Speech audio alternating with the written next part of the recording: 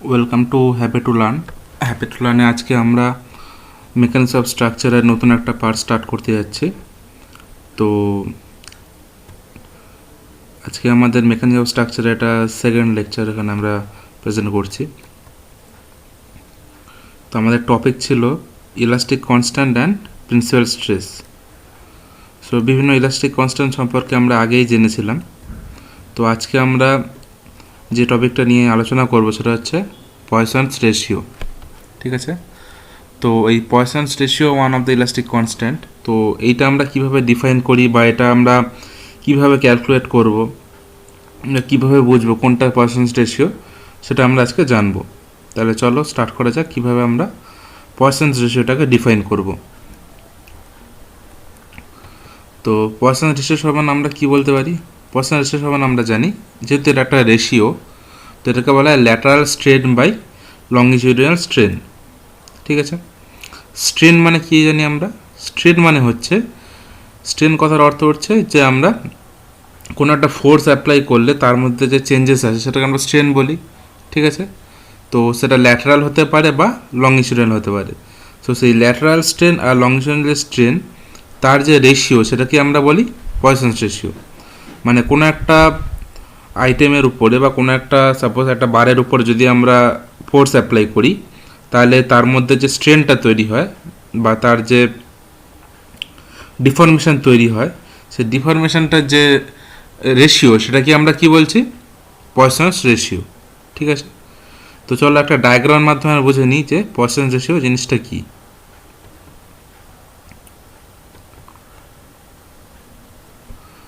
So এখানে আমরা কি দেখতে পাচ্ছি, একটা বার রয়েছে।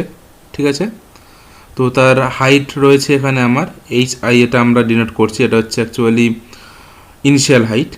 ঠিক আছে, যেটা পরে ডেল এইচ চেঞ্জ হয়েছে যেটা, বা এটা ফাইনাল হাইট আমরা বলতে পারি। সেম অ্যাস এটার ব্রেথ যেটা আছে সেটা হচ্ছে বিআই, যেটা ইনিশিয়াল ব্রেথ, সেটা চেঞ্জ হয়েছে পরে ফাইনাল এখানে, বা এটা ডেল বি আছে যেটা চেঞ্জ হয়েছে। ঠিক আছে, কী জন্য চেঞ্জ হয়েছে? যখন আমরা এটাকে আমরা লোড অ্যাপ্লাই করলাম বা যখন আমরা এর মধ্যে ফোর্স অ্যাপ্লাই করলাম, ফোর্স অ্যাপ্লাই করার সাথে কি হলো, এটা লেন্থে চেঞ্জ এলো। মানে ইনিশিয়াল আমার লেন্থ ছিল কত? এল আই বা ইনিশিয়াল লেন্থ এল, এইটাকে আমরা এল বলতে পারি। এই যে লেন্থটা, এটা ছিল ইনিশিয়াল লেন্থ। এরপরে যখনই আমরা এটাকে ইলংগেট করার চেষ্টা করলাম বা টেনে বাড়ানোর চেষ্টা করলাম, তখন কি হলো, লেন্থটা তো বেড়ে গেল, লেন্থ এখানে বেড়ে গেল। ঠিক আছে,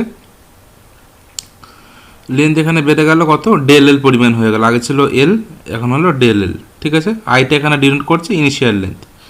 তো ডেল এল এখানে লেন্থ বেড়ে গেল, কিন্তু লেন্থ বাড়ার ফলে কী হলো, লেন্থ বাড়ার ফলে এখানে লেন্থ বাড়ার ফলে আমার যে এখানে এটার ক্রস সেকশনটা ছিল, ক্রস সেকশনের ব্রেথটাও কমে গেল আর হাইটটাও কমে গেল।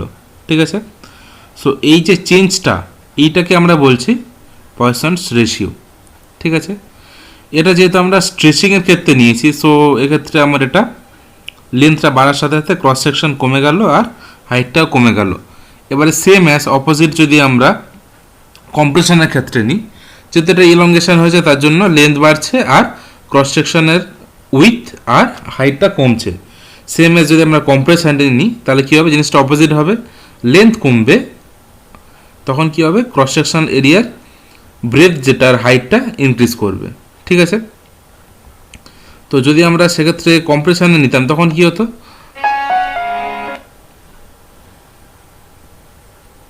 যদি আমরা কম্প্রেশন নিয়ে নিতাম সেক্ষেত্রে কি হতো, সেক্ষেত্রে এটা ইনক্রিজ করতো।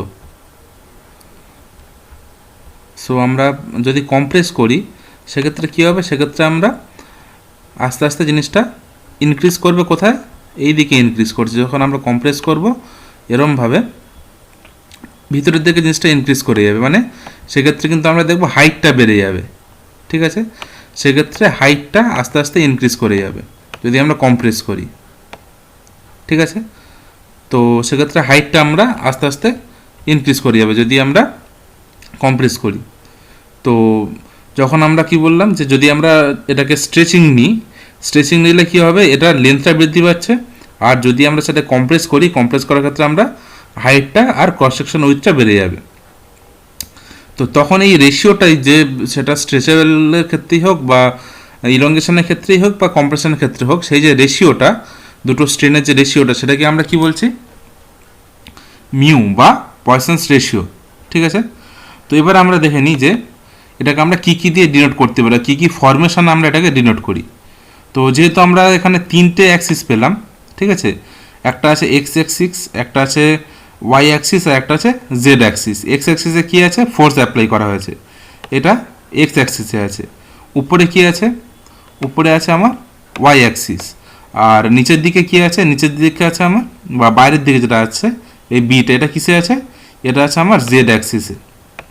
ঠিক আছে, তো এই তিনটে অ্যাক্সিস আছে।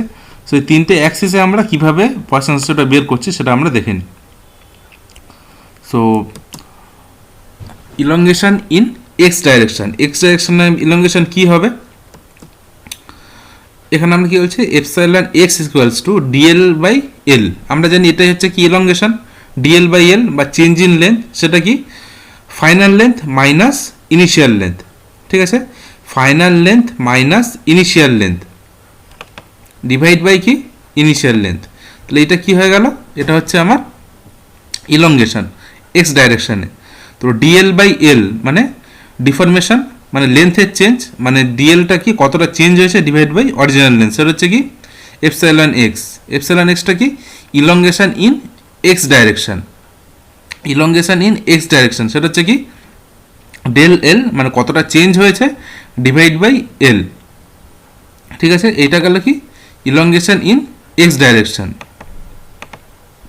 এই এক্স ডাইরেকশন যেটা আছে, এক্স ডাইরেকশন ইলঙ্গেশন কত হয়েছে, এই যে ডেল এল এই পরিমাণটা বৃদ্ধি পেয়েছে, ডেল এল পরিমাণ এই পরিমাণটা বৃদ্ধি পেয়েছে, ফাইনাল যেটা লেন্থ আসছে ডিভাইড বাই অরিজিনাল লেন্থ। ঠিক আছে, তো এইটা আমরা কি পাচ্ছি, L F minus L I by L I. L এফটা কি final length minus initial length divide by initial length. ঠিক আছে, এবারে যদি এল আই যেটা ইনিশিয়াল লেন্থে যদি আমরা এল ধরে নিই, ঠিক আছে, সেক্ষেত্রে কী হবে, এল এফটা এখানে বড়, যেহেতু ইলঙ্গেশন কোন ডাইরেকশানে হয়েছে, এক্স ডাইরেকশানে, যেহেতু আমরা এটা টেনসাইল ফোর্স অ্যাপ্লাই করেছি বা এটার স্ট্রেচ করেছি, বারটাকে আমরা স্ট্রেচ করেছি, সেই জন্য কি ফাইনাল যে লেন্থটা, লেন্থ এখানে ইনক্রিজ করেছে, সেই জন্য কি ফাইনাল লেন্থ অবশ্যই ইনিশিয়াল লেন্থের থেকে বড় হবে। ঠিক আছে, তাহলে এখান থেকে আমরা কি কনক্লুশনে এলাম, যদি আমরা জিনিসটাকে স্ট্রেচ করি তাহলে এক্স ডাইরেকশানে ফাইনাল লেন্থ ইনিশিয়াল লেন্থের থেকে বড় হবে। ঠিক আছে, এবার আমরা দেখে নিই ওয়াই ডাইরেকশানে আমরা কতটা ইলঙ্গেশন হচ্ছে, ওয়াই ডাইরেকশানে কি কতটা ইলঙ্গেশন হচ্ছে, সিগমা ওয়াই সমান আমরা কি বলতে পারি, এপসাইলন ওয়াই সমান আমরা কি বলতে পারি, ডেল এইচ বাই এইচ। ঠিক আছে, ডেল এইচ বাই এইচ মানে কি, যেটা আমরা হাইটটা কত চেঞ্জ হয়েছে, H F minus H I by H I.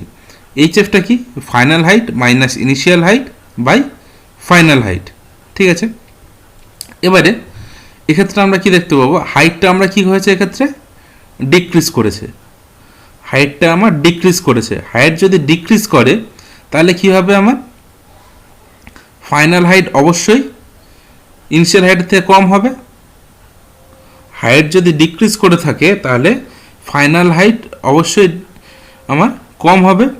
তাহলে সেক্ষেত্রে কী হবে, সেক্ষেত্রে এখানে একটা মাইনাস সাইন চলে আসবে, তাহলে ওয়াই ডাইরেকশন ইলঙ্গেশন কী হবে, নেগেটিভ হবে। তাহলে ওয়াই ডাইরেকশন ইলঙ্গেশন কেন নেগেটিভ হলো, কীভাবে আমরা জানতে পারলাম,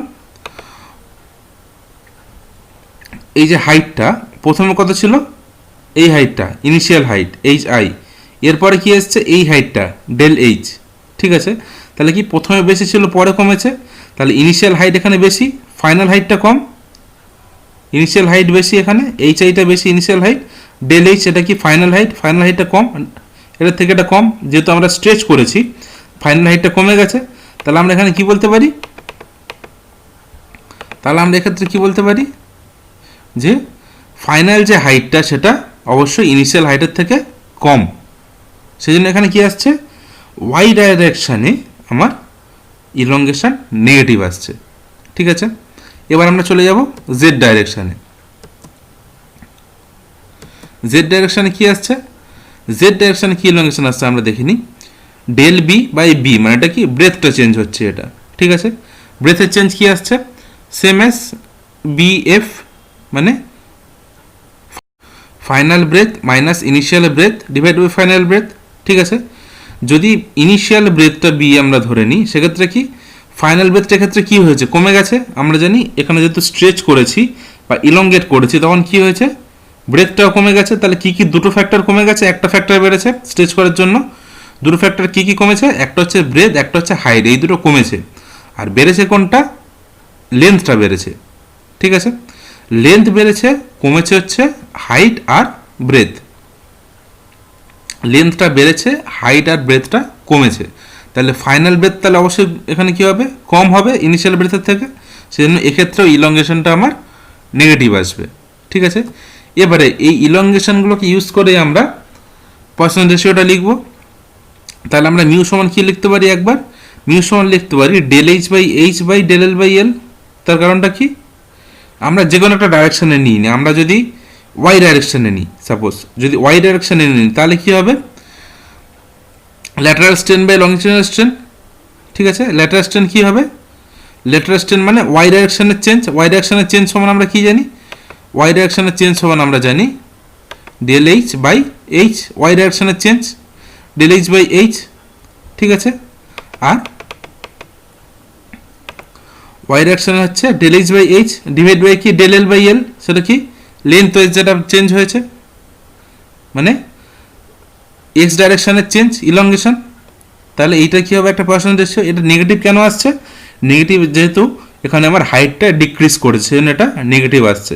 কিন্তু অ্যাকচুয়ালি আমরা এটাকে নেগেটিভ ধরি না, যখন আমরা ভ্যালুগুলো পুট করব পয়সন রেশিও, তখন আমরা এটাকে একটা মড সাইন দিয়ে নিই।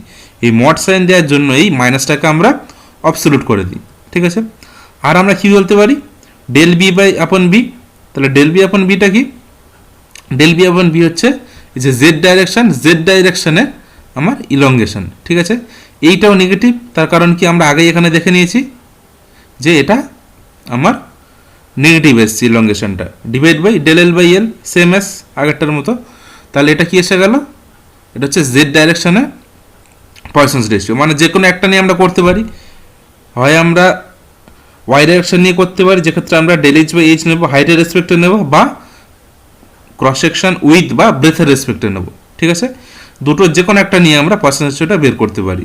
কিন্তু মাইনাসটা এলো কেন, মাইনাসটা হচ্ছে যেহেতু এখানে ইলংগেশন হয়েছে, সেই জন্য হাইটটাও ডিক্রিজ করেছে আর ব্রেথটাও ডিক্রিজ করেছে, এই জন্য এটা মাইনাস সাইন এসছে, ঠিক আছে।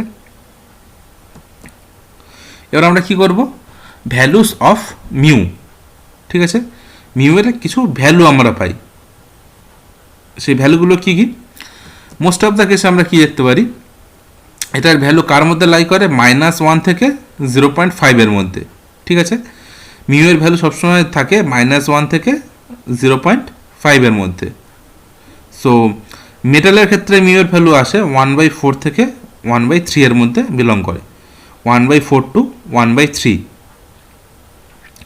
এবারে এই যে মাইনাসটা এসছে, তো মাইনাসের কখন মিউ এর ভ্যালু হবে আর 0.5 কখন মিউ এর ভ্যালু হবে, সেটা আমরা কীভাবে জানবো, যখন মাইনাস হচ্ছে, ঠিক আছে, যখন মাইনাস হচ্ছে সেটা কি বলা হয়, অক্সেটিক মেটেরিয়াল। যদি মিউ এর ভ্যালু মাইনাস হয়, সেক্ষেত্রে সেই মেটেরিয়ালটাকে বলা হয় অক্সেটিক মেটেরিয়াল। তার মানে এটা কি, মাইনাস কখন হবে, মাইনাস ভ্যালু কখন আসবে, যখন ক্রস সেকশন উইথটা কী হবে, ইনক্রিজ করবে লেন্থের সাথে, ঠিক আছে।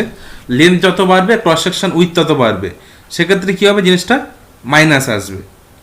ভ্যালু যদি ইনক্রিজ করে cross section with respect to length, তখন কি হবে, সেক্ষেত্রে মাইনাস আসবে, ঠিক আছে।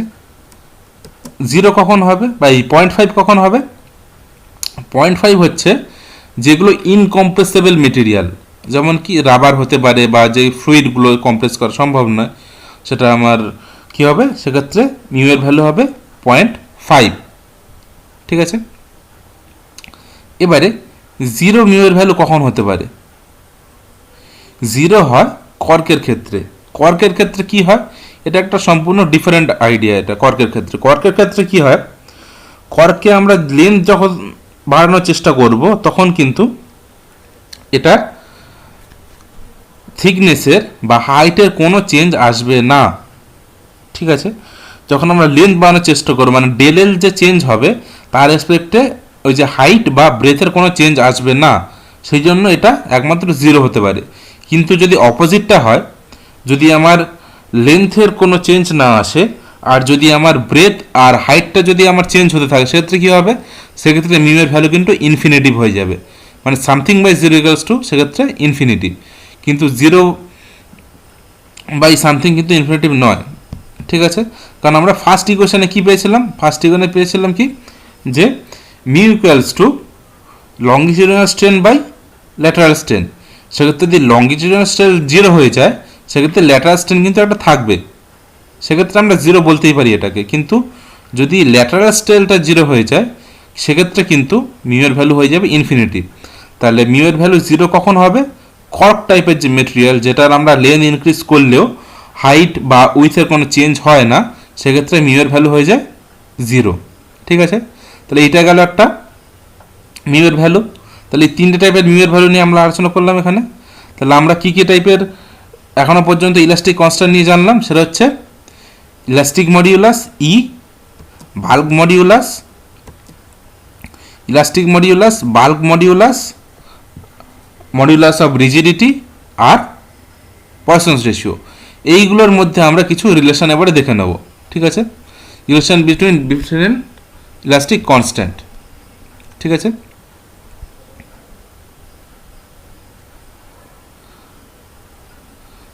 সো ফার্স্ট আমরা কি দেখছি, ইলাস্টিক মডিউলাস বা ইয়ং মডিউলাস ইকুয়ালস টু কি 2g ইন্টু 1 প্লাস মিউ। জিটা এখানে কি, জিটা হচ্ছে আমার মডিউলাস অফ রিজিডিটি। ঠিক আছে, জিটা হচ্ছে মডিউলাস অফ রিজিডিটি। নেক্সট কি, ই ইকুয়ালস টু 3k, কেটা এখানে কি, কেটা হচ্ছে বাল্ক মডিউলাস। তো এটাতে আমরা কিসের সাথে করছি, ইয়ং মডিউলাসের সাথে বাল্ক মডিউলাস আর মিউ বা পয়সন রেশিও, সেটা কি 1 মাইনাস 2 মিউ। নেক্সট ই সমান আমরা বলতে পারি 9k into G divide by 3k plus G. এখানে কে আর জি আমরা কি জানি, কেটা হচ্ছে বাল্ক মডিউলাস আর জিটা হচ্ছে মডিউলাস অফ রিজিডিটি, আর ইটা হচ্ছে ইয়ং মডিউলাস। ঠিক আছে, আরেকটা রিলেশন আছে মিউ এর সাথে, সেটা কি 3k minus 2g divide by 2g plus 6k। তো এই যে চারটে আমরা এখান থেকে রিলেশন পেলাম, এই চারটে রিলেশনের উপরে বেস করে আমাদের বেশ কিছু নিউমেরিক্যাল সলভ করতে হয় বিভিন্ন ক্ষেত্রে। তো এই চারটে আমার রিলেশন ভালোভাবে এস্টাবলিশমেন্ট করতে হবে। তো নেক্সট ক্লাসে আমরা দেখব যে কিভাবে আমরা এই রিলেশনগুলোকে তৈরি করতে পারি। ঠিক আছে, ই এর সাথে 2g 1 প্লাস মিউ, ই এর সাথে 3k 1 প্লাস 1 মাইনাস 2 মিউ, বা ই এর সাথে কে এর জির কী রিলেশন আর মিউ এর সাথে এটার কী রিলেশন, এই রিলেশনগুলো কীভাবে আমরা বের করতে পারি সেটা আমরা নেক্সট ক্লাসে আলোচনা করব। সো যদি কারোর কিছু প্রবলেম থাকে এই ভিডিওটি সম্পর্কে, কোথাও যদি বুঝতে কোনো প্রবলেম থাকে, তাহলে অবশ্যই কমেন্টে জানিও। আর ভিডিওটি ভালো লেগে থাকলে অবশ্যই লাইক, কমেন্ট আর শেয়ার করো। আর চ্যানেল যদি নতুন হয়ে থাকো, চ্যানেলের সাথে সবসময় থাকার জন্য অবশ্যই চ্যানেলটিকে সাবস্ক্রাইব করে নিও। So thank you for watching.